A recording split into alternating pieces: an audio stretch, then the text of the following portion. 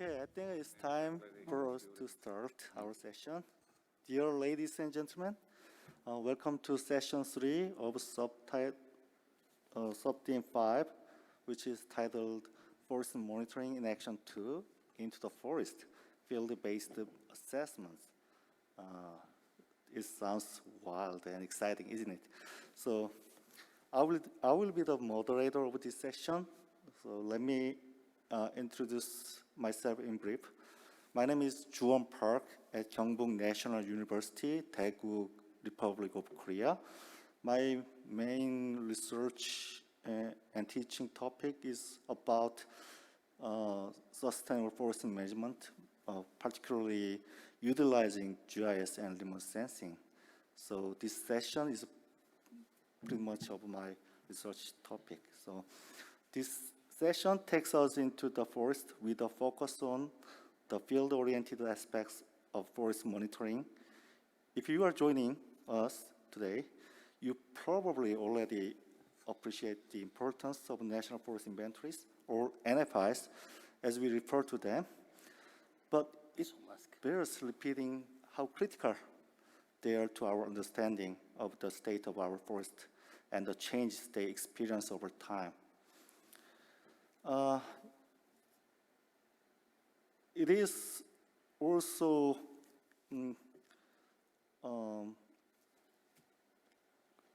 worthy of mentioning that an impressive overall trend in NFI implementation as part of broader national forest monitoring systems that aim to meet international requirements such as REDD+. This trend is good news for us, as it means we have increasingly more robust data to help us better understand fluxes in forest composition, extent, and health. Ideally, this data can serve as a valuable input to national forest policies, allowing improved forest management for future generations. FAO has been actively supporting field-based data collection in support of NFIs for over 3 decades, providing both country-specific and normative or global support to this time. A few years ago, FAO produced the voluntary guidelines on national forest monitoring. For those of you joining us here in Seoul, there are copies of this publication available in all 6 UN official languages. These guidelines provide the principles, elements, and best practices for the establishment and implementation of multi-purpose national forest monitoring systems. The talks you will hear will highlight new developments and emerging trends in field-based national forest assessments. On this subject, we will hear from country counterparts from Bangladesh and Bhutan. We will also spend some time discussing the benefit of forest monitoring activities for communities and forest-dependent people in Liberia. We will also hear about lessons learned from FAO-supported initiatives, including socioeconomic data collection as a part of its NFI support. We hope this session will stimulate learning and discussions on field-based forest inventories, technologies, and benefits for forest-dependent communities. Without further ado, let me introduce our keynote speaker, Dr. Christoph Klein, who will introduce us the session by highlighting the evolution and further path of national forest inventories. Dr. Klein is a professor of forest inventory and remote sensing at Göttingen University, Germany, since 2002. In research, teaching, and consulting, he is specialized in national forest inventories. He has repeatedly been a consultant to FAO since 1988 and was lead author of the voluntary guidelines for national forest monitoring and assessment launched in 2016 and has contributed to NFIs in various countries in Latin America, Africa, and Asia. Well, Please welcome Dr. Klein with a big applause. Okay, Dr. Klein, floor is yours. Thank you very much, Professor Park, for this friendly introduction. Great thanks to the Korean organizers for having this conference here in Seoul. And even greater thanks to FAO, first, that they have made this event happen in presence, and second, that you have assigned a high relevance to the topic of forest information, forest monitoring, so that a sub-theme is covering many different aspects. And I'm feeling honored to be here to deliver the keynote. I will share some thoughts about national forest inventories with you, and I'm looking forward to a lively discussion. Let's have a look first onto some current trends in forests. I think we can see and we agree that there is a whole lot of information out there, and that information is increasing in quantity and quality, also thanks to NFIs. And the acknowledgement of forests, both as a resource and as an ecosystem, is also increasing. So we may say that over time, the information on forest is better and better. We can say we know almost everything about forests that we need to know. And there was a nice publication from FAO that showed which is the area of forest that had been inventoried. That was an exponential trend up to 2015, so that about 75% of the world's forests had seen some sort of serious inventory. In the meantime, by 2020, it's even 85%. So this is great. We know a lot about forests. And our NFIs are made to support sustainable forest management, and they are also there, at least to some extent, to help protecting the forests. But what is happening is that the global forest area goes down still. We have heard today and also yesterday that the deforestation rate is going down, but still, whether it's 7 or 3.5 million hectares a year, this is still huge. So because of economic growth, population growth, and now also because of climate change, the forests are still in a threat. And that leads to another trend here in my graph on the lower right-hand side, the forest area that is going down. And what we then see and experience is a quite interesting discrepancy, that the information goes up and the forest resource goes down. And this is something that we are not only observing in the context of forests, but also in the context of climate change, where things are getting worse, even though our knowledge is increasing. And this discrepancy is actually something that I think we also need to consider very much in our national forest inventories. Not only thinking about the technical side of improving our information, but also having a look onto what is being done with the inventory data. And that leads me to the second point I want to make, and that are the two major dimensions of national forest monitoring. One dimension is the technical design.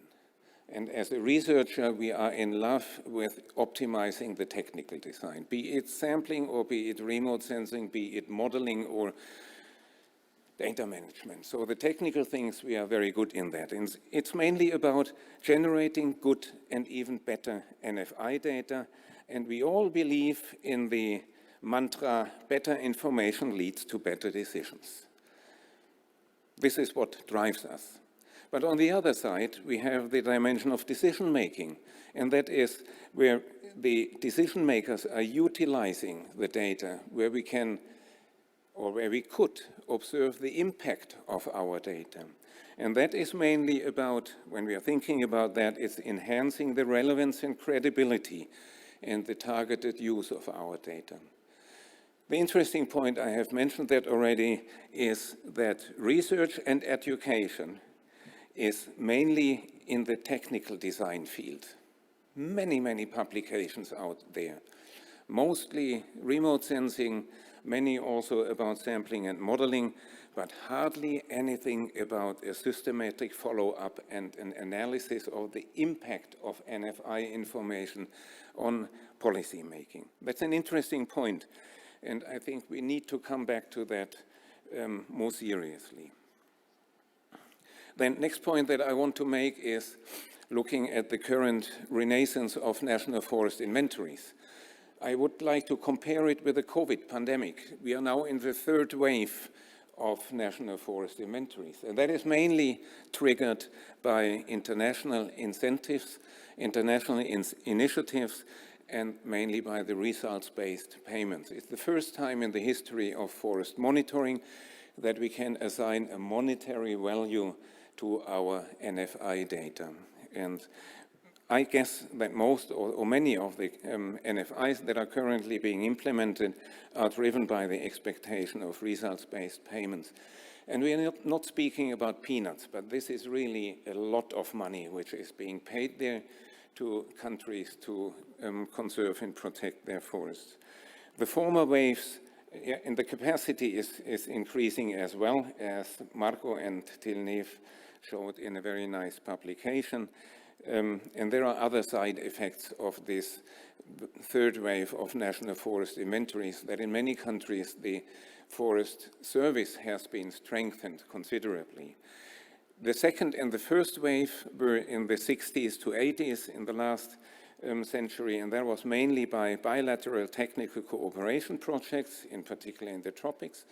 And then the very first NFIs were in the Nordic European countries about 100 years ago, and that was a completely national initiative because these countries wanted to know how much they have as forest resource, and they were willing to invest a lot of money into this information procurement. So what do I see as current trends in field inventories? Of course, and we have heard that also in the remote sensing session briefly and yesterday, that field observations are the backbone of any national forest inventory. Remote sensing is supporting every day more intensively and more efficiently, and that is, and we have mentioned that in a session this morning as well, that is why the position determination for field plots is so important nowadays when we wish to link it with remote sensing. Of course, in the field, we are working almost exclusively now with electronic measurement devices for distances and angles. Terrestrial laser scanning is praised by many, but still we are waiting for the final proof that this is an operational and really efficiently operational help for field observations. And still we have some very traditional issues, like tree species identification, which is one major source of error when we wish to use our data for biodiversity or ecological purposes. In data management, we are making great progresses, also thanks to FAO and thanks to the CIPAL and the Open Forest system. So we are using Collect Mobile, which is just an excellent software and is facilitating field work tremendously. And that allows us to integrate our data very rapidly into a database and check every day what the progress of the inventory is, and maybe take actions in terms of check cruising. Also, what refers to analysis, there are some issues to be discussed. Yesterday we addressed the issue of non-response, which is hardly ever reported in inventory reports, but possibly an issue that needs to be looked at more carefully. And of course, error propagation is one of the topics that we are looking at very seriously in forest monitoring. By the way, as opposed to ecological surveys, where this error propagation is not really a topic. So I think we are very well advanced on the technical side in forest monitoring, but what I mentioned in the beginning, the link to decision making is something where we can work a little bit more. NFI planning requires expertise in many fields, and the traditional fields are forest mensuration, statistical sampling and modeling, and remote sensing. You will hardly find an expert who is expert in all three fields. You find many remote sensing experts with not so much knowledge about statistical sampling. But then in addition to that, we need also expertise in data management, and we need expertise in project management. And that means that we need to bring together a team of experts that is collaborating very closely. And that is a huge task also for capacity development. Oops, that was my watch and my alarm clock, and that was 10 minutes. And I'm very proud that I made a very good end. Thank you very much. And maybe a final comment about this slide. I'm finished. Just let me say one word. I'm always comparing forest inventories with empirical scientific studies. And I found that in the National Museum of Bogota, and it says, science does not have an enemy except for the ignorant. Thank you. Thank you for your wonderful presentation. And why don't we give him a big hands to thank Dr. Klein for his insight and for setting the stage for our further discussions.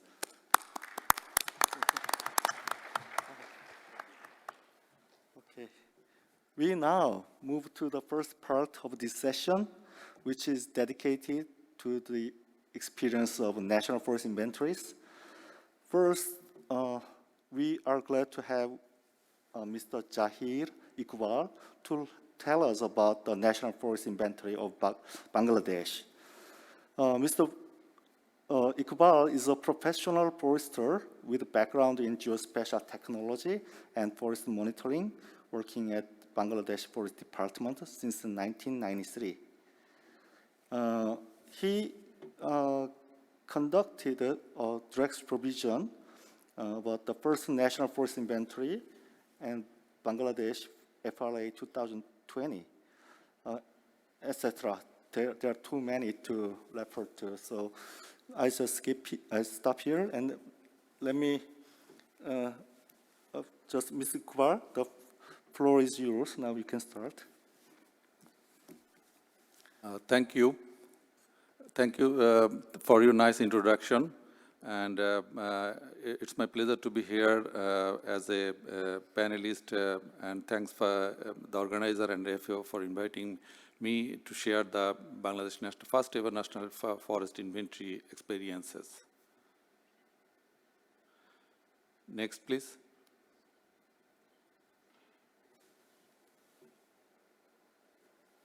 Next. We call it Bangladesh Forest Inventory, and it had three components. One is biophysical data from field sample plots. Number two is a satellite image-based land cover map. And number three is a socioeconomic survey from a household. For satellite-based image land cover map preparation, we have used Spot 6 and 7 images of 2014 and 15. Next, please. And the objectives are to robustly estimate the status of trees and forest resources, establish a national forest monitoring system, both satellite image-based monitoring and sample-based monitoring, to capable us for international reporting in like FRA, UN RED, and UNFCCC, and others. And for the socioeconomic survey from households, we get a good idea about the value of trees and forest resources and as an ecosystem service to the people who use them. These are the sample plots distribution across the country. So we had a total of 1858 sample plots across the country, and we successfully able to measure 1,781 sample plots, which covers 96% of total sample plots. And these are some important dates. We started field-based data collection of biophysical components in November 2017, and field data collection was end at March 2019, and then we published the report after consent from the Ministry of Environment, Forest and Climate Change in April 2020. Let me say something about the new and innovation tools used in the National Forest Inventory and Land Cover Mapping. We tried our best to use open source tools and softwares like Open Forest Collect, then R for data analysis, LCCS version 3 for mapping, for land cover classification, and we have developed some new allometric equation for a species-specific and region-specific for Bangladesh. And hardware, we have used the Rugged tab for data collection. We have used the distinct measuring equipments instead of measuring tapes. DGPS for accurate coordinates to get the accurate coordinates for the next visit, and the RFID chips for data and revisit insurance. Let me say something about some features and advantages of using new tool and innovation. As I said that we have used the Open Forest Collect tools, and we customized it as per our need. And as we have used the tab loaded with Open Forest, so it was a paperless data collection for the biophysical and both socioeconomic data collection. So while collecting data from sample plots, we have collected soil samples, and the soil samples are archived in the Khulna University of Bangladesh. And one of the major other advantage is the multiple way for relocating the plot center. DGPS has been used, RFID chips to use, metal rods are there, reference point for each plot center, witness objects are there. And as I said, that we have developed 29 species-specific allometric equation for more accurate biomass and carbon estimation. And we collected the land feature from all sample plots. The LCCS version 3, you know that it is interoperable and comparable for land cover classification system.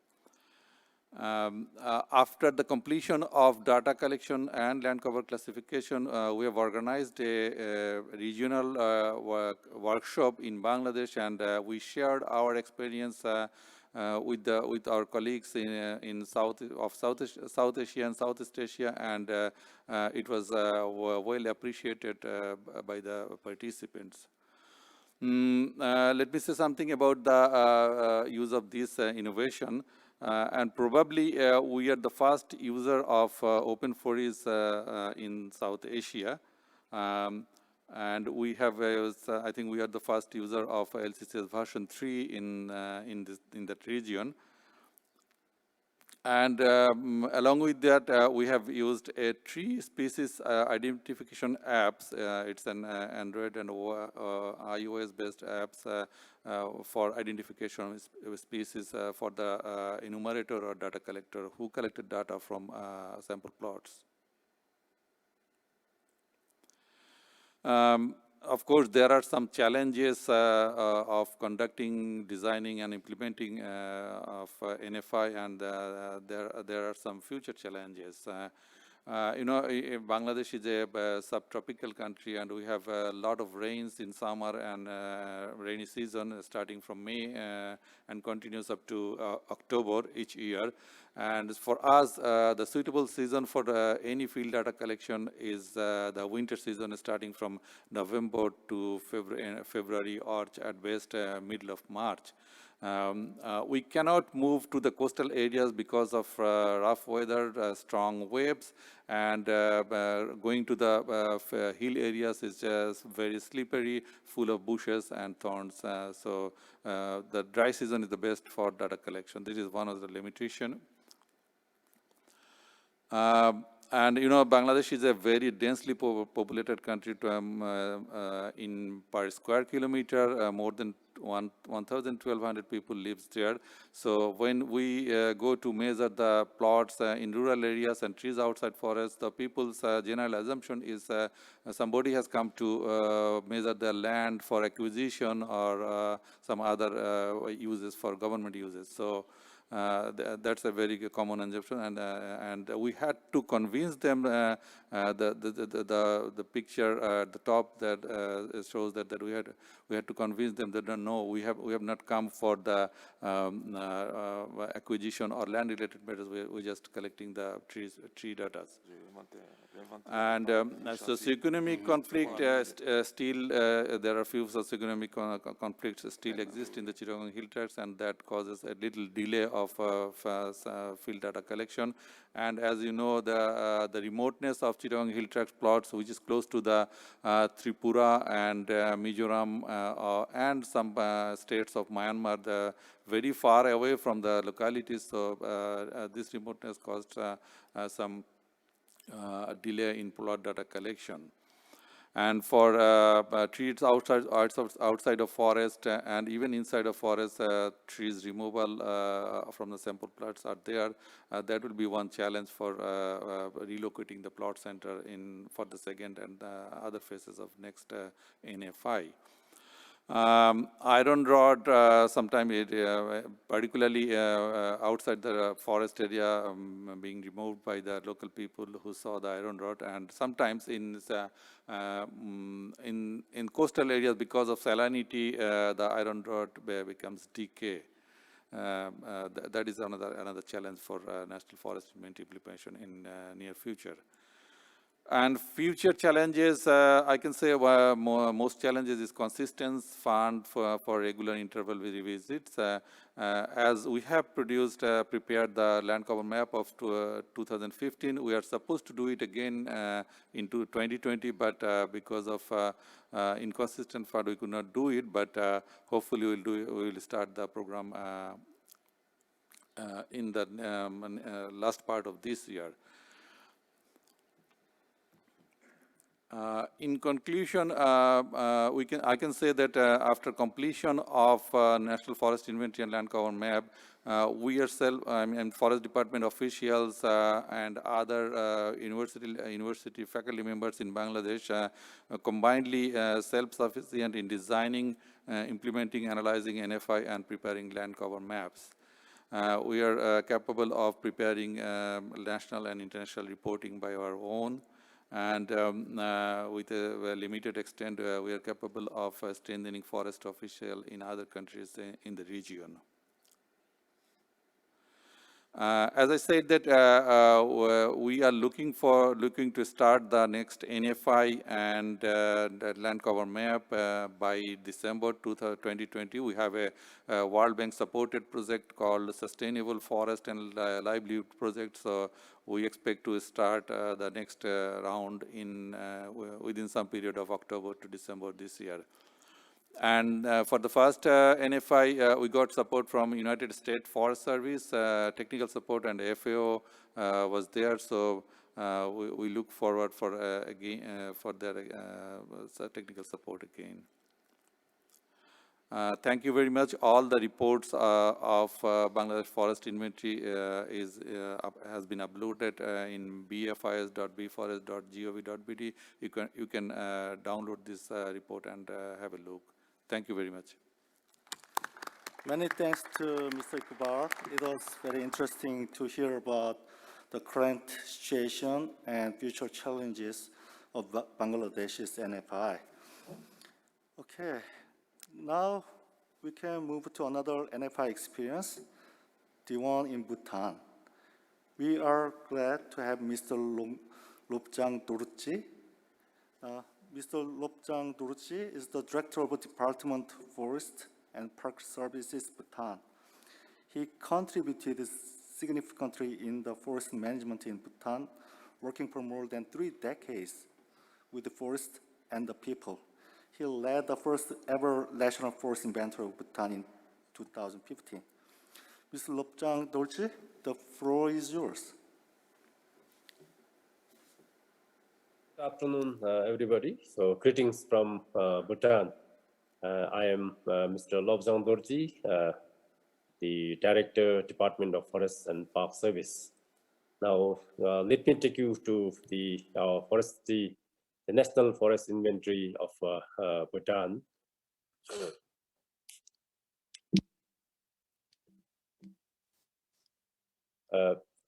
So why do we do this forest monitoring? So it's just it's a pale-based assessment in Bhutan. The National Forest Environment is a field-based assessment, and why we are doing is, firstly, we need to ensure our forest health, productivity, and ultimately the sustained supply of forest services to the communities and to the country. The second, generate an accurate data on the forest area and the carbon stock changes. Thirdly, contribute effectively in upholding the constitutional requirement.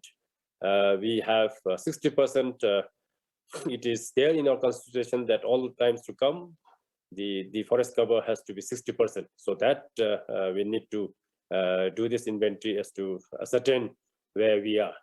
And then up until now, we had 2 rounds of National Forest Inventory been done. This is the third one that we have embarked on it. Now, we have, let me take you through, we have challenges in the form of physical, then technical, and finally the financial. So on the physical front, so the difficulty, Bhutan being a mountainous terrain, very steep slopes, and then we have altitude ranging from 90 meters all the way up to 5,000 plus. So that's the problem. We have rocky areas, glaciers, and whereby then we have limited accessibility, no roads, no footpaths, no way out, dense vegetation. As you know already that we have around 70, as of today, we have 72% of the forest cover. So that is the challenges that we are facing. And then we have a very high seasonal variability. Come monsoon, we have swollen rivers. Come the winter season, then we have the heavy snows. These are the physical challenges, and as you can make it out from this the photos there, so we have very high mountains towards the north.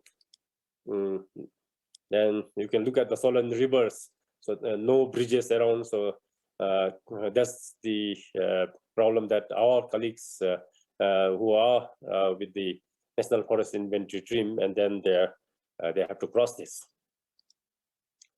No bridges. So, but for your information, we have not outsourced our National Forest Inventory. It's all done by the foresters. And we have in the south very big rivers. So this is one of the problem. And then we have got the large mammals there, like gaur, elephant, tigers. So this will have these are the physical challenges. Then we have a cross-border issues even. So we have some insurgents inside. So then our plots falls within this. We need security with our people, and the security is also provided by our own colleagues. Then the technical challenges, we have a diverse flora, and we have limited knowledge on the taxonomy. So then, and a very limited technical capacity, especially on the statistical analysis, which we have to use a huge volume of data collect. So it's basically not about the inventory. Ours is a total forest resource inventory, and so we have a huge data collected that statistically analyzing the data is also challenging. And then we are lucky to report that through the support of the FAO, both the second and the third, we are using the open sources. The FAO has already online. So then we are using, as of today, we are using mobile, the open forest system, mobile collect and the calc to some extent. Then one of the issues that we are still having is the calc, which we are using from the open forest, but there is some issues. So through this, we would like to request if like our inventory will come to an end by the end of June, and then we go into the data analysis, and then we are still grappling as to how we can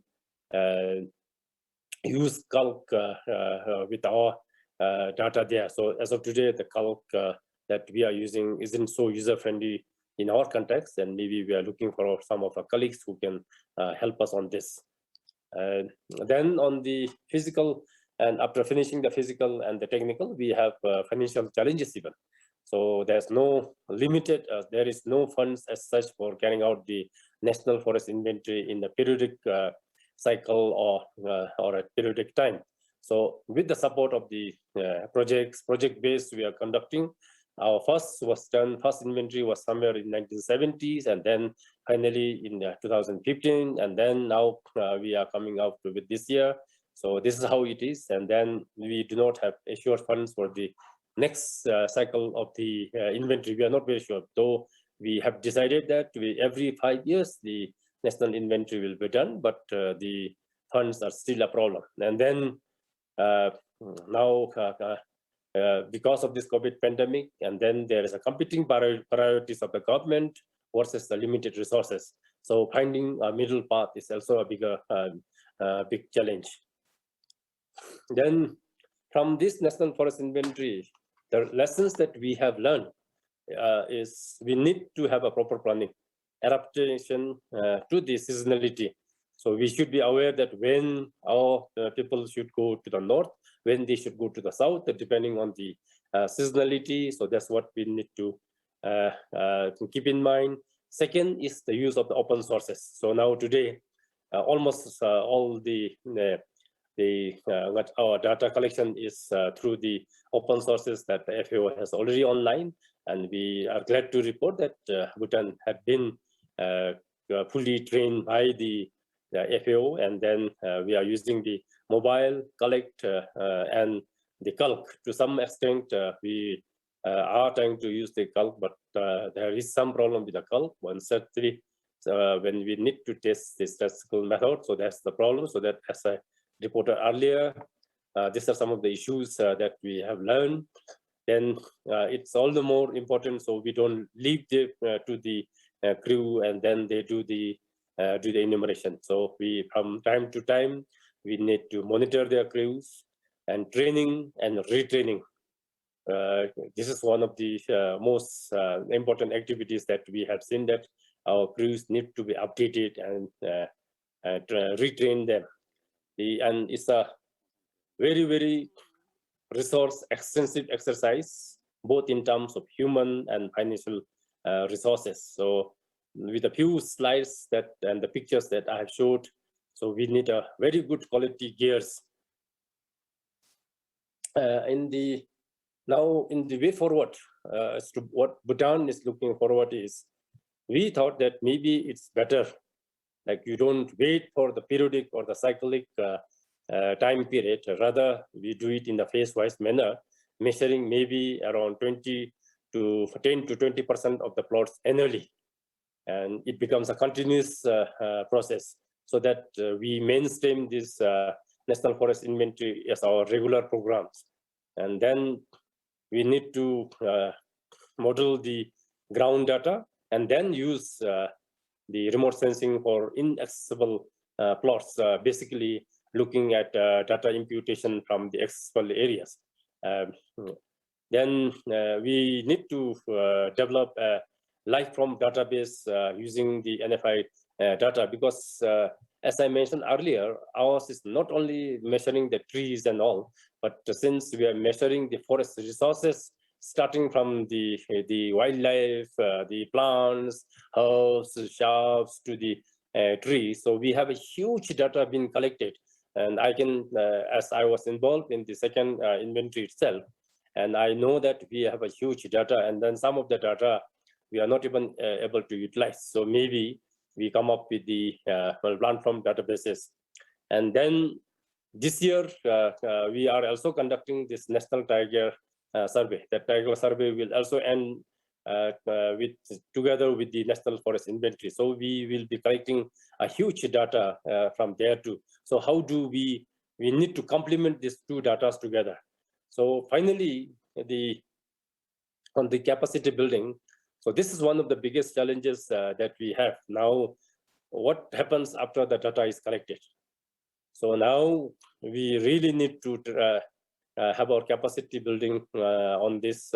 How do we interpret this data, statistically analyze this data, and then especially with the calc, we are having some problems. So I'm not very sure how we could do that. So in the lessons forward, one of the capacity buildings is on the data analysis component is we are looking forward.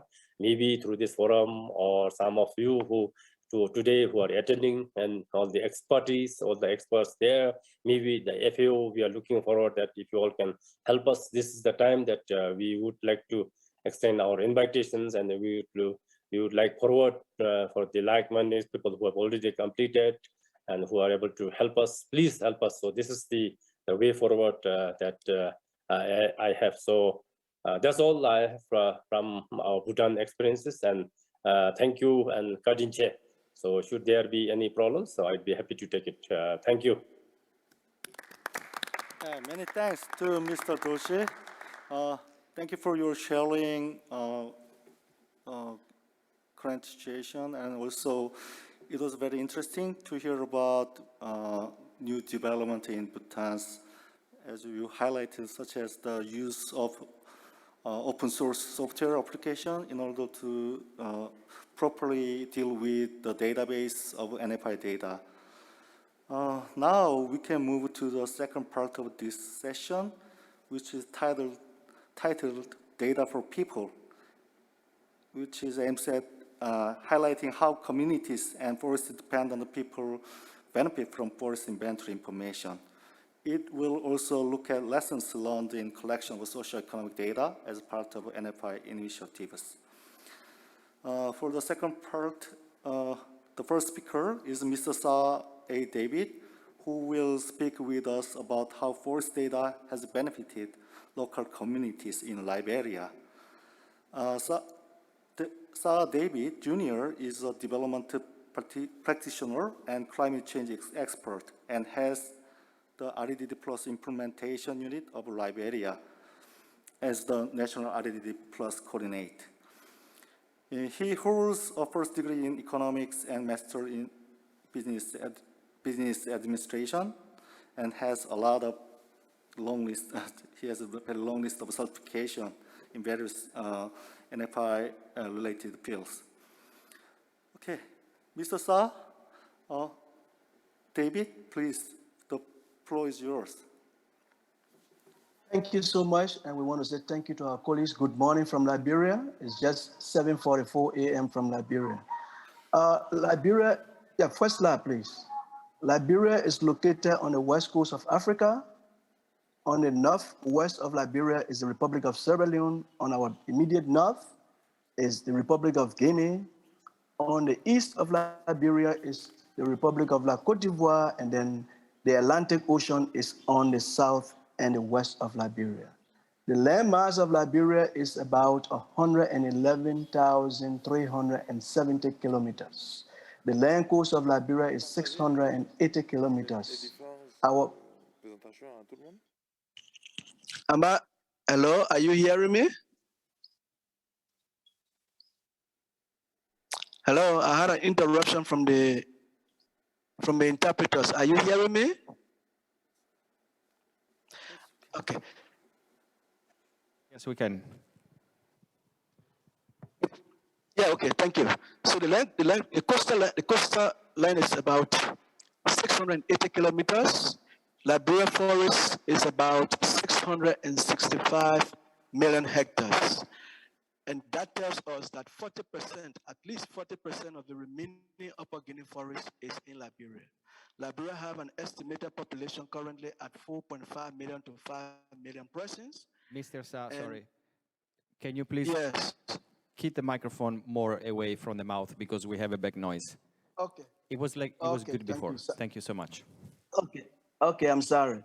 So our population is about 4.5 million to 5 million persons. That's the estimate currently.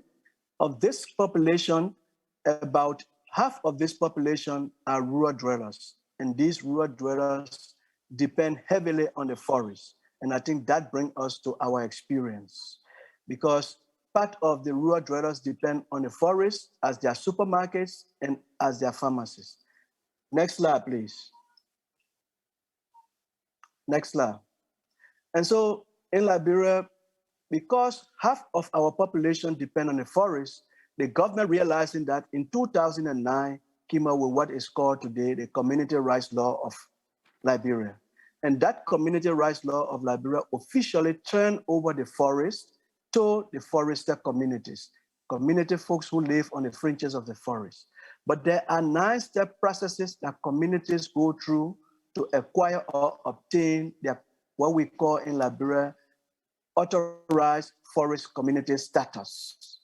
And so we, from the FDA, along with our FAO colleagues, with funding from Norway and the Forest Carbon Partnership of the World Bank, has been working with 4 forest authorized forest communities. And what we have done with these 4 communities, in 2019, we developed guidelines for community forest management plans. Those guidelines have been piloted, and the piloting should be ending in the next couple of weeks. Also, along with that, we developed forest monitoring tools and capacity development activities. In 2020, October and December, we worked with 2 communities in the southeastern part of Liberia. First community is the Bepo, Putupu, and Sapo community.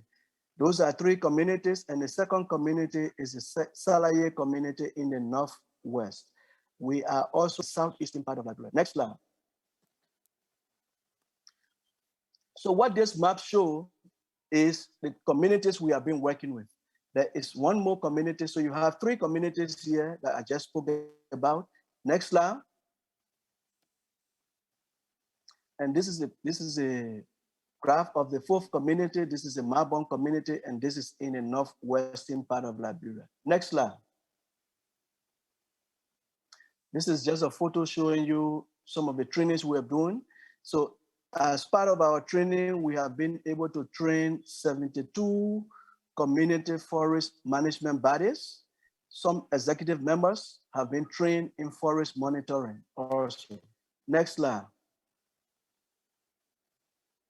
So basically what we have been doing in the community is concentrating specifically in terms of forest monitoring, building their capacity, developing their capacity in terms of forest monitoring, and also working with those 4 communities that I spoke about in reference to community forestry management plan as a management tool. Next slide. Next slide. So what have we done with the communities? Go back, please. What we have done with the communities is to train community on forest inventory techniques. 1, tree enumeration, data collection and migration, data processing and interpretation, integrate forest knowledge into management plans. Next are just photos of typical forest inventory training in the field, the practical aspect with community folks. The photo above is the photo that shows you what we call non-forest timber products. Next slide. So what we have done is in 2017 and 2018, the FAO came in, helped us to develop the methodology to conduct our national forest inventory. So that forest inventory was the first ever national forest inventory conducted for Liberia. As a result of the methodology that was set up, the community forestry management plans employed the same sampling methodology used for the national forest inventory. So for the community forestry management plans, we use the stratified random sampling, while for the national forest inventory, we use a systematic sampling. Next slide. So, as we said earlier, there are several communities, specifically 4 communities that we are working with. What you see here that we normally refer to as GPS, which is the Bapo, Putupu, and Sapo community forest, those are 3 major communities that came together to have one community forest. The total area of their community forest is about 14,000 hectares. And so we have worked with this community. And what you see in the far right corner is a clear indication that most of this community is forested and a lot of the biomass is stored in bigger trees, meaning that they have most of, pretty close to 68% of that community is forested, and most of what they have is in tight forest. Next slide. Salaye community, the area of their forest is 8,207 hectares. So, and sorry, the last one I came from, the Putupu, Sapo, and Bapo communities, they have indicated to us from their management plan that they want to go into conservation. Salaye community has 882,007 hectares of forest. What you see is a clear indication that most of their forest is secondary forest, but their secondary forest has a potential of regeneration. They have indicated to us also through their management plan that we have helped them to develop to go into conservation. Next slide. Konobo community, interesting community. Most of this community is forested, pretty close to 68% is forested. And what this community have indicated to us from their management plan is that they want to go into commercial logging and also conserve. So they will be conserving about 10,000 hectares of their forest, and the rest of it will be used for commercial logging. But it shows you that this community forest is in tight, most of it is in tight, most of the biomass is stored in bigger trees. And so this community is a community of interest because this community brought us with our colleagues from La Côte d'Ivoire. Next slide. This is just a typical photo of the community engagement. First, before you get into any discussion with the communities, you get in a community, you begin to discuss with the communities. This is just typically of community engagement with stakeholders. And as part of this community engagement with stakeholders, it was part of it that helped us to be able to zone the forest with the 4 communities we spoke about. Next slide. So we want to say thank you for your time. Unfortunately, we are not there in person, but we hope next time we'll be there. We want to leave you with this saying, and this is my own saying. The forest does not need us to survive, but we as mankind need the forest to survive. Thank you so much. Thank you very much, Mr. Sadebi. It was very impressive to hear about community forestry management planning efforts in Liberia. Also, your efforts to improve community involvement in NFI, forest inventory. Now, we move to another experience, looking at how FAO has collected socioeconomic data over the years as part of NFI initiatives. Specifically, lessons learned in the various methodologies applied. The presentation gives a synopsis of a soon-to-be published paper on the same topic, written by Christine Holding and Rebecca Tabani. Today's presentation will be given by Ms. Tabani. Let me introduce Ms. Tabani in short. Ms. Tabani is the co-leader of the National Forest Inventory thematic area within the National Forest Monitoring Team, Forestry Division, FAO. She has over 14 years of experience coordinating global activities related to National Forest Monitoring Systems and providing technical support on NFIs to countries, primarily in the Africa region. Mrs. Tabani, the floor is yours. Good afternoon, everyone in Seoul, and good morning from Rome, where I'm joining you all from. Thanks for the introduction. I'm really pleased to be with you today to talk about a recent study that was carried out by my colleague, Christine Holding, who was lead author on the study, And supporting authors include myself, as well as Carlos Barahona from Stats for Sustainable Development. Also colleagues working in the governance team at FAO contributed to the review of the study. The study, entitled Lessons Learned from National Socioeconomic Surveys in Forestry, reviews the experiences of implementing national socioeconomic surveys conducted in conjunction with NFIs in 8 countries and the evolving approaches that have been applied over the years. The full paper will be published later this month and is available in shorter form through the World Forestry Congress. I thought it would be, sorry, next slide, please. I thought it would be good to first include a background slide reminding us as to why we care about socioeconomic data. For starters, socioeconomic data on forests helps us understand the drivers of forest change. It can also help us to assess how and to what extent communities and individuals rely upon forests for livelihood needs, the demand side.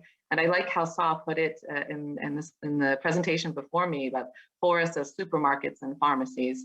And likewise, socioeconomic data can also help us understand on the supply side how those forests are contributing to livelihoods for enhanced national decision-making.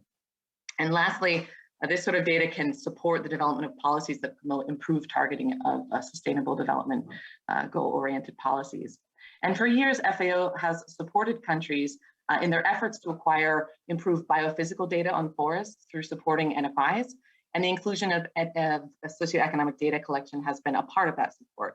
But FAO hasn't had a one-size-fits-all approach to this effort. Rather, a number of approaches have been applied and have evolved through the years according to budget, time, country priorities, as well as data needs and donor priorities as well. So this study sought to take a closer look at these various methods that have evolved over time in the hopes of improving future approaches. Next slide, please. This is a brief slide to just explain that the diverse approaches and how they were often a product of different initiatives and programs that FAO implemented through the years.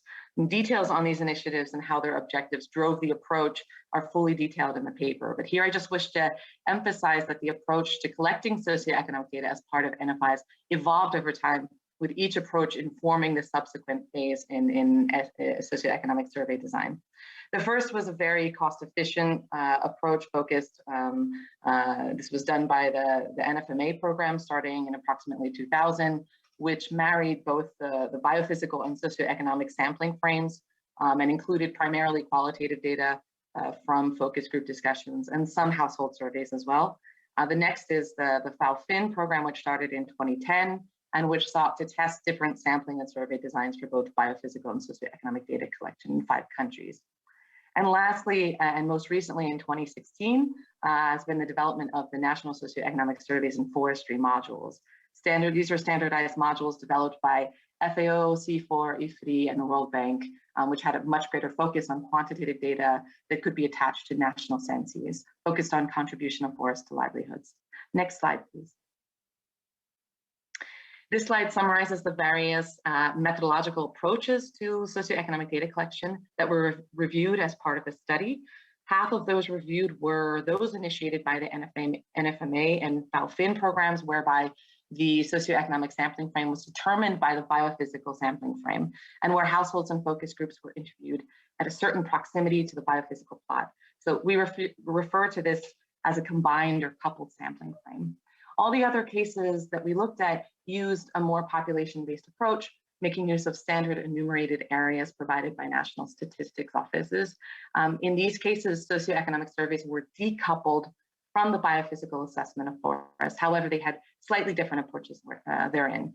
For example, Zambia and Ecuador had a country-specific population-based design that were drawn up from scratch and based on lengthy information needs assessment processes, whereas Bangladesh and Liberia, who are with us today, made use of the forestry modules, albeit in slightly different ways, with Bangladesh that combined standard enumerated areas with tree cover in selected sites for the biophysical assessment, and Liberia instead utilized the forestry modules and established the sampling design based on standard enumerated areas without looking at the presence of forests necessarily, therefore completely separate from land use. Next slide, please. The review was made on these countries using the 8 steps of socioeconomic survey development adapted from Newman. I don't have time to go through all of these, but they range from decision or impetus to develop a socioeconomic monitoring component to information needs assessment, sampling and survey design, reporting and analyses.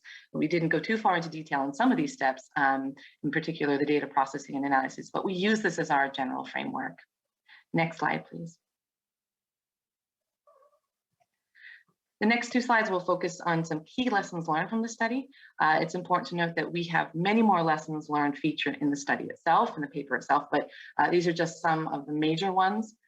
Key lessons learned include the following, and I think I have to say that some of these will seem rather obvious, but when conducting these surveys on a national level, together with coordination and planning of the biophysical survey, and within a restricted time frame, it's important to note that some of these elements tend to get overlooked, but that they're critical to successful planning and implementation of socioeconomic surveys, which of course affects the eventual uptake of the results. Going back to this point that Christoph made in the keynote of the fact that we're really after utilization and impact here, not just producing data. So the first lesson is we need to collect with purpose. We need to ensure that the socioeconomic monitoring related to forests and their use indeed has an intended purpose, be it national development plans, forest policies and planning. In other words, the entire endeavor should be based on a clear set of policy-driven national objectives. Planning, implementing, and analyzing this data has really large cost implications. So we need to already have in mind a home for the data, an application of the data ahead of starting. And the risk if we don't do this is that we don't design the questions adequately to policy needs and that we spend all of this effort without reaping the advantages of having the data. Secondly, we see that the continual involvement of key stakeholders is very important. And that this consistent involvement is essential to ultimately collecting the right information in the right way and for the right audience. From design to dissemination, key stakeholders should be involved. And of course, I need to note that there is a trade-off in terms of time and potential expansion of survey parameters. So stakeholders should be a very strategic core group of individuals that include the national statistic offices, research centers, and NGOs who understand the policy-driven nature of the national survey. So this core group can help develop key policy-driven objectives for the survey at large. They can ensure robust methodological approaches and possible integration with other national statistics initiatives. They can also help prioritize data needs and make the surveys much more tailored to those data needs. So in other words, their involvement can really help leverage the socioeconomic results. Moving on to the last point on this slide, there are trade-offs, of course, with the sampling frame. So we can't necessarily get everything that we want in the end in terms of optimal design for both biophysical and socioeconomic indicators, particularly within your typical NFI budget. There will always be a core information need that is driving a sampling frame. And because of the NFI context, and often that core indicator is biomass, etc., you'll have this as your frame. So you'll have trade-offs when you couple socioeconomic surveys within that sort of sampling frame, unless there are large budgets and adequate time allotted for more decoupled sampling frames. Next slide, please. What we see is a trend towards more population-based approaches, and therefore away from coupling the socioeconomic questions within a biophysical sampling design. This is good news because population-based sampling designs, they better serve the estimation of national level socioeconomic characteristics. This approach also places socioeconomic data more squarely in the national reporting and policy domain. And I think it's important to know that only a handful of countries have implemented these sorts of surveys on forestry, which are compatible with national statistics systems. And as such, the data generated from the surveys are less able to be used for generating and monitoring development indicators. Second point on this slide, the gender aspects within these surveys are still lacking. The review indicated that gender-specific data, let's say it's not at the point where we're hoping, making it hard to disintegrate the results by men and women. Even in the case where surveys were designed for separate audiences, the implementation was often suboptimal. For this reason, we think that additional training is required to optimize methodologies for collecting, analyzing, and utilizing the data related to gender. Furthermore, efforts are needed to improve gender representation in survey implementation. So in other words, we need better well-trained female enumerators, especially in cases where we want to track the different responses of men and women. Last point on the slide, and that if we're looking for uptake, we need more nuanced recommendations, really. So our review highlighted just how important packaging and dissemination really is. And if there's an intent to have some sort of policy impact for data to be used for monitoring development indicators, reporting the data alone without contextualizing and or discussing implications is just not enough to catalyze uptake in forest policy developments. It's really important to take statistics generated and go beyond reporting the numbers. Next slide, please. This is my last slide. Just some key recommendations summed up here, and these include just how important it is to obtain quantitative data on income, livelihood alternatives, volumes, etc. Most of the socioeconomic data that has been collected over the years as part of NFI initiatives have been primarily qualitative data, and this unfortunately has limited their use to some extent. However, it must be acknowledged that acquiring more quantitative data implies bigger budgets and time and longer time frames than your average country project allows for. And as stated before, we recommend our population-based socioeconomic surveys, having more clear policy-driven objectives, and lastly, having more multi-agency national and international expert working groups to design and monitor the implementation of the surveys, and then to collaboratively interpret the results. Next slide, please. Thank you so much for your time and attention today. And in closing, I just wish to give a really big thanks to all of the country counterparts who we interviewed for this study. Their candid responses really helped deepen our review. So many thanks once more.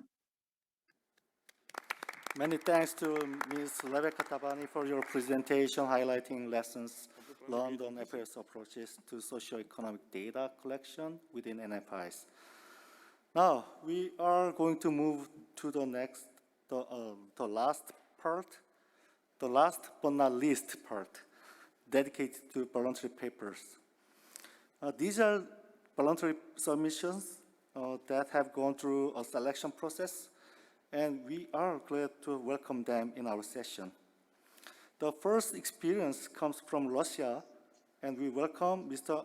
Anatoly Shvidenko to tell us about Russian forests and their contribution to carbon sequestration. Mr. Shvidenko graduated from National University of Life Science of Ukraine and Kiev State University. He is a professor and currently a research scientist with the International Institute for Applied System Analysis. His major interests include inventory and ecology of boreal forest, climate change, and sustainable forest management. Mr. Shvidenko, the floor is yours. Good afternoon, everybody. This study has been published recently in Nature Scientific Report, and all details I could ask who are interesting to go. I will try only to comment the most important messages which seems important. That's a big team. The first author was a brigadier, people from different countries.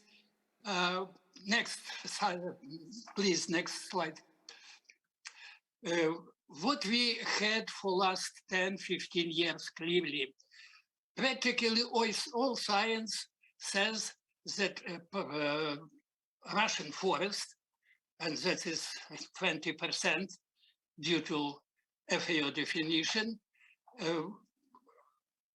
growing stock of Russian forest is growing, and productivity is growing, tree cover is growing, above ground biomass is growing, total biomass, and forest ecosystem carbon pools is growing.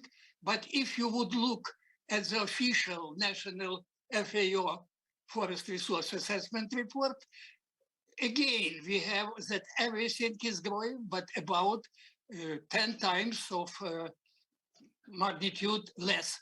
Next, please. A couple of words about forest account in Russia.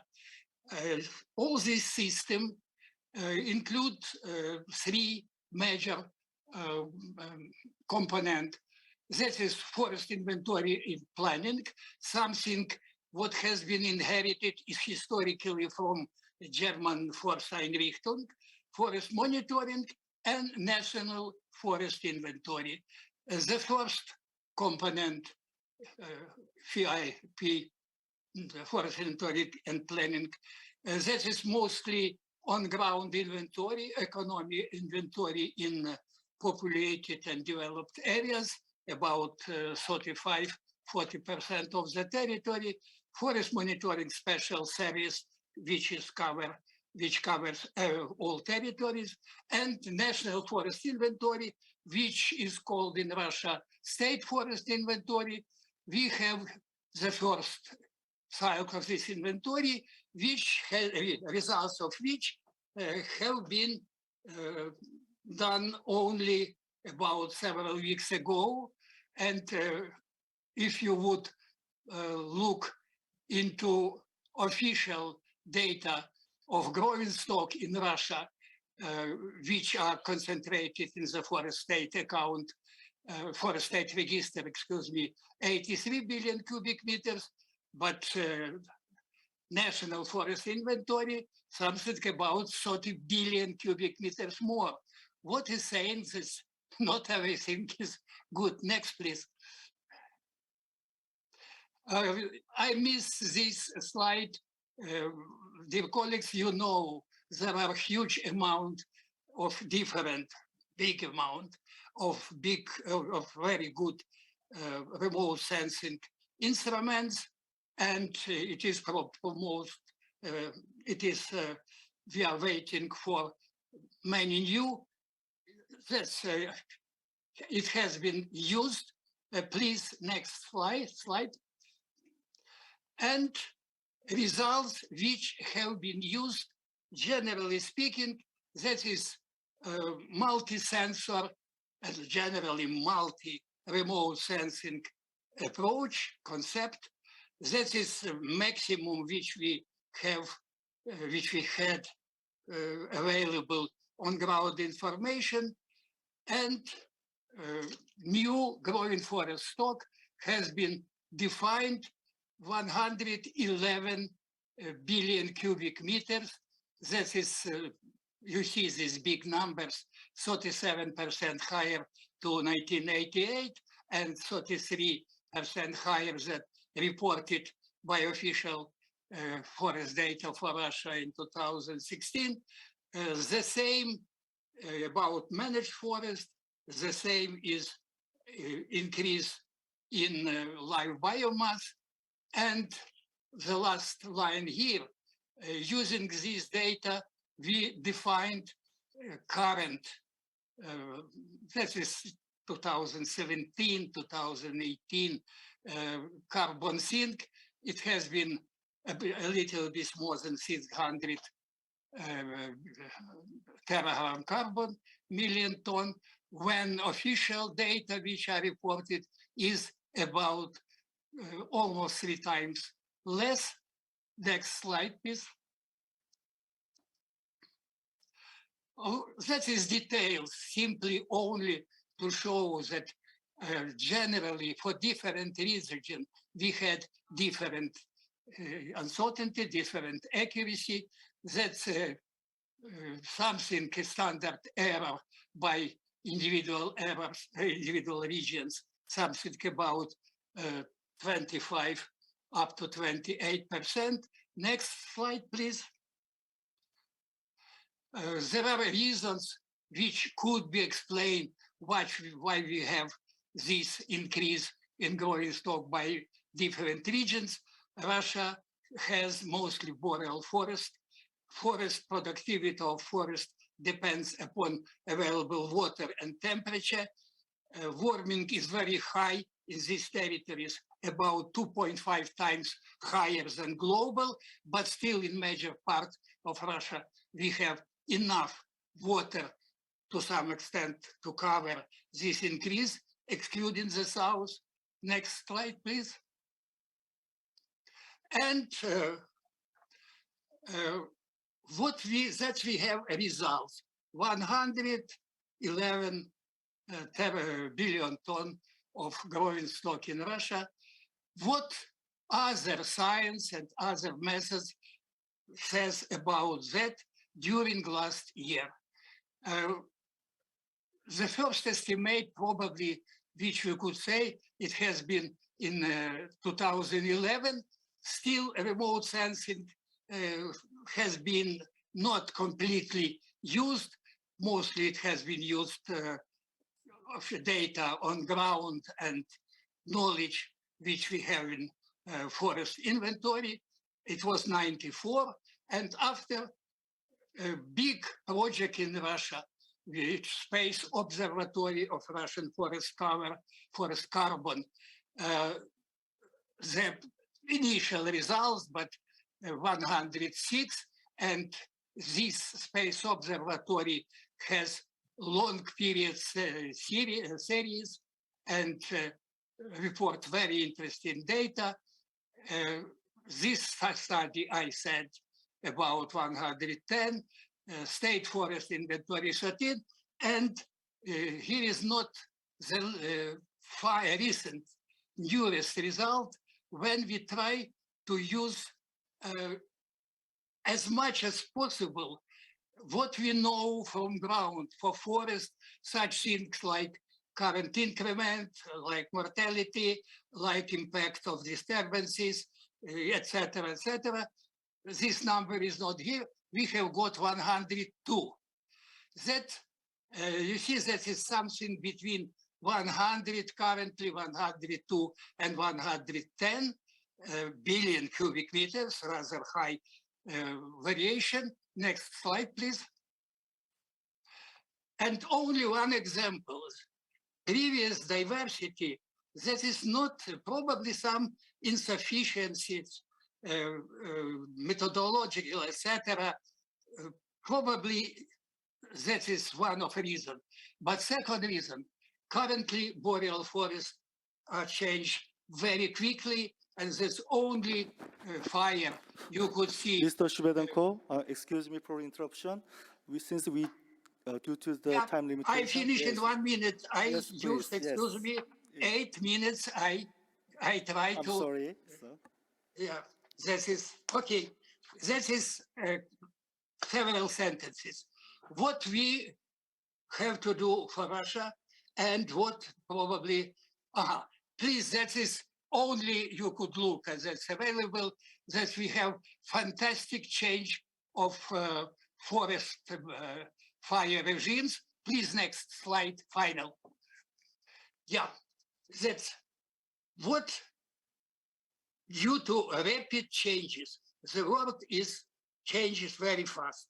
Forest inventory, remote sensing demonstrates fantastic progress during last 15, 20 years. But changes, global changes are faster. And there are big methodological, technical, and forest problem, which would be answered would be in integrated observation system and national level, and three bottlenecks which we have today, not only for Russia. One is that today not remote sensing is a bottleneck. Lack of enough knowledge about forest, that is more important. And boundary between what we know from remote sensing at what we know for time. And finally, it should be realized, and it depends upon stability of the world, political wills, and understanding of policymakers that today forest is not only resource, not only one of major tools of stability of climate, but very probably that is one of point which very close connects to surviving global civilization. Excuse me, Mr. Moderator, due to my,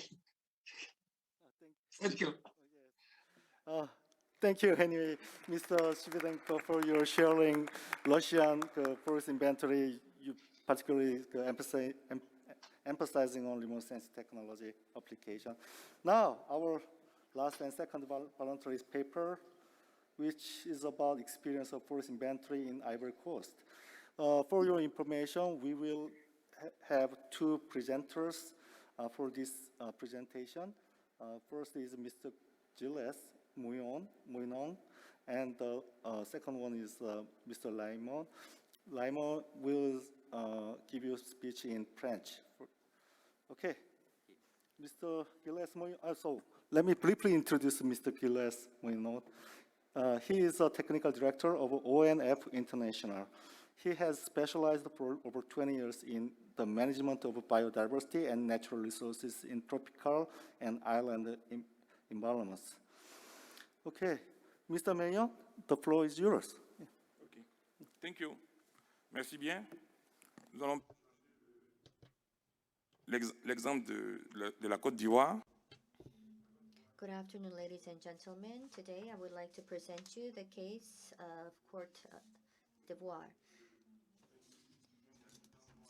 Côte d'Ivoire is located in the western part of the African continent, and 28 million people live here in Côte d'Ivoire, and is the first producer of cocoa, cashew, and cola nuts, the first African producer of rubber and palm oil, and the third producer of coffee in Africa.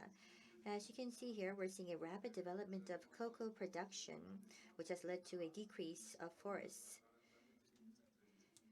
From 16 million hectares in 1960 to less than 3 million hectares in 2022. And not only that, we do see illegal hunting, which has led to the devastation of wildlife. Poaching has drastically reduced the population of animals, and demographic growth and migration from other countries have greatly contributed to these two situations. So we really need to understand the changes in the forests and what kind of impact human beings have on the forests. That's why we have started our IFFN, which is an inventory process that includes forest data as well as socioeconomic data. We started in 2009 and was supported by the AFT.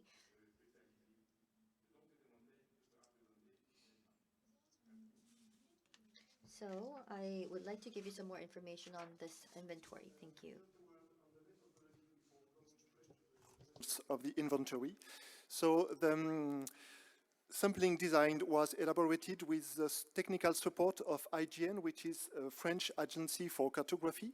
And initially, we had more than 3,000 inventory units distributed across the country with 3 different levels of density. So high density sampling designed for protected area, medium density in the well-preserved classified forest, and low density everywhere else in the country. So more than 3,000 inventory units, of which only 1,400 have been inventoried on the ground. So it means that the other one have been excluded from the sampling design because of the absence of forest. But if the forest cover was to change, they will be included again. And Each inventory unit is composed of 4 sampling plots covering a surface of 2 hectares.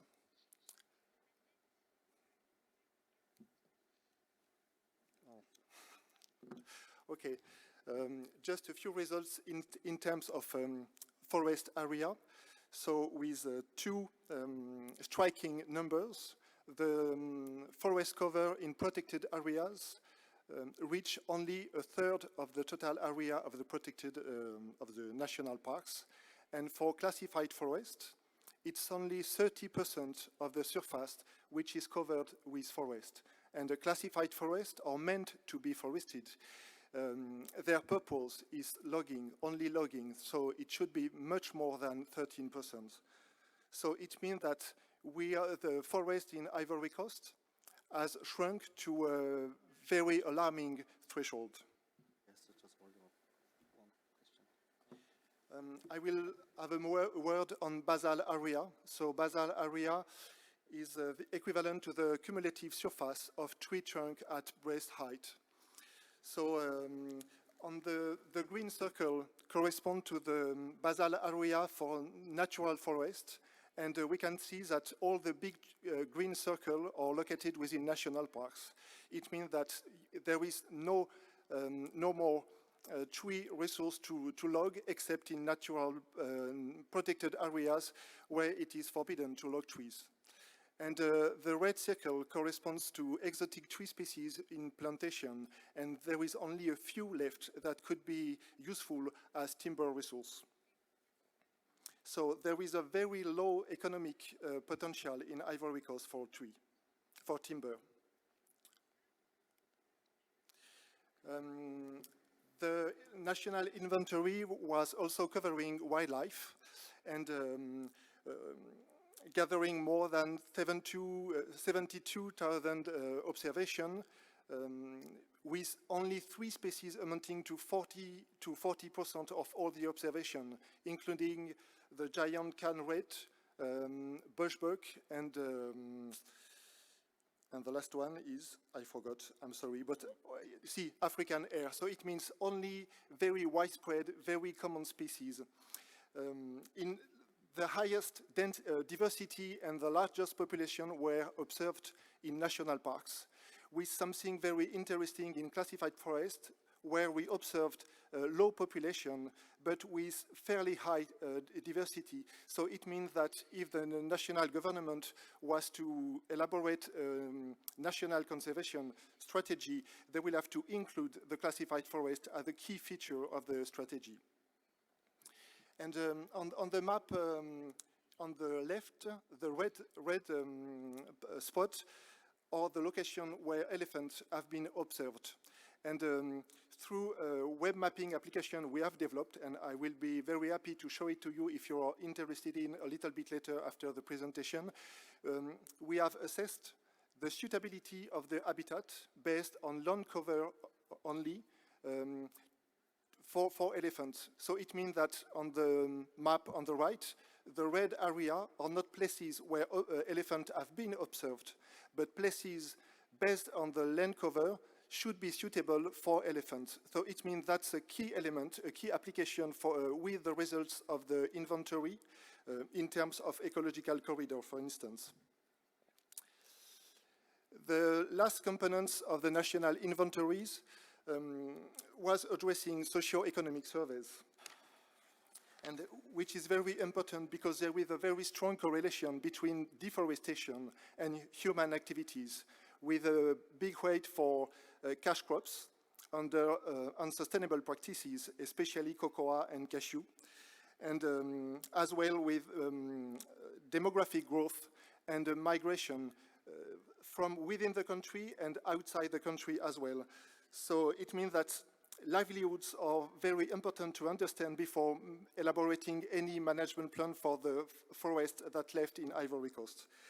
And this inventory was quite global, including data on timber resource, wildlife, and social data.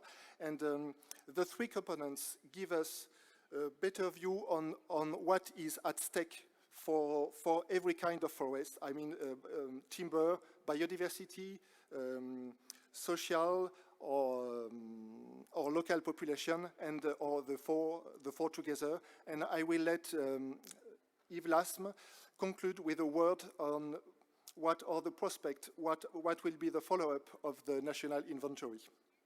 Eh bien, dans la prospective, nous inventaire national qui va faire donc un inventaire en continu. C'est un outil. In 2011, we've been continuing on to update our inventory. And in order to establish our strategy, we will be making use of all of this data from the NFI. And in 2045, what we want to do is increase the forest area to more than 35%. And in order for that to be possible, we have to improve the governance and also protect remaining forests. Not only that, we need to restore our degraded forests and adapt to climate change. That was covering increasing the forest cover to 20%. And for that to be possible, we need to reforest an area of 4.6 million hectares. And for that to be possible, as mentioned, we need to encourage reforestation, agroforestry, and also engage in fencing. And in order to achieve this objective, we need a budget close to $1 billion. However, Côte d'Ivoire will be achieving this goal with the support of various technical and financial partners. So we do like to ask for your interest. Thank you very much. Very much, Maynard and Mr. Lemos. So, as a moderator, I feel sorry about not being able to make a proper time management. So I think this is. I think all the presentations we prepared for today are over. The next is Q&A session, but as I said, we have very strong limitation in time, so I can take only one question on the floor. So, please, yes, lady, yeah.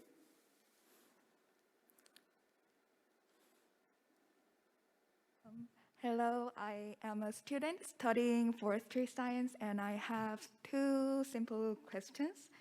So I am very inspired by all of the presentations, but my first question is, what is the main reason that made difference between FRA report data and other independent research about forest biomasses, and why is the difference made of? So is the difference from data collection methodology, or is it from some error? So this is my first question. And my second question is that if there are more than one information from different organizations, how can we select the information for policy decision making? And which factor makes an information more reliable and trustful? I guess, Dr. Klein, you can give us a short answer for her. Okay, it's hardly possible to give a short answer. Yes, sorry. Because that would be a lecture or a workshop of 2 days. Maybe if you're a student, I can give you the advice, never believe data that are presented to you. Never believe it. Belief is something that belongs into the domain of religion.